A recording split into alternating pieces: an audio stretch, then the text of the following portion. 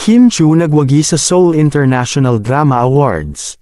Si Kim Chiu nga ang mapalad na artistang mapapadala sa Korea ngayong taon dahil nagwagi ito sa votings ng nominees sa Seoul International Drama Awards. Walang paglagyan ng tuwa ni Kim Chiu nang manguna siya sa votings sa tulong ng kanyang solid fans.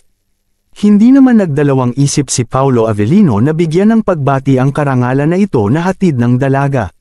Nag-congrats ang aktor sa kanyang Twitter account at agad namang sinagot ito ni Kim Chiu na salamat Victor. Ayon sa isang Twitter account, sobrang deserve ni Kim Chiu ang award na ito dahil napakagaling niya sa linlang.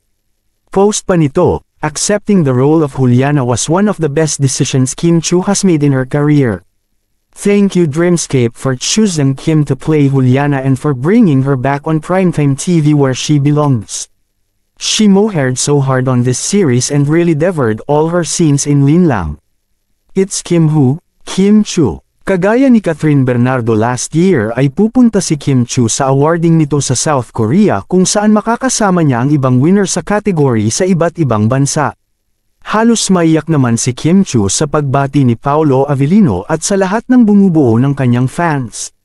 Hindi niya magagawa ang bagay na ito kung wala ang tulong ng mga taong malalapit sa kanya kabilang na ang kanyang pinaka-close na si Paolo Avellino. Ayon pa sa aktres ay thank you at Dreamscape PH family sa lahat ng bumubuo ng linlang sa mga directors ko salamat po. Nominee din si Paolo Avellino na naging top 2 sa botohan ngunit hindi niya ito ikinalungkot dahil sapat na ang makitang si Kim Chiu ang nasa stage upang isang winner ng Seoul International Drama Awards ngayong taon. Anong masasabi ninyo sa balitang ito? Comment down below. Maraming salamat sa panunood at huwag kalimutang mag-subscribe for more videos.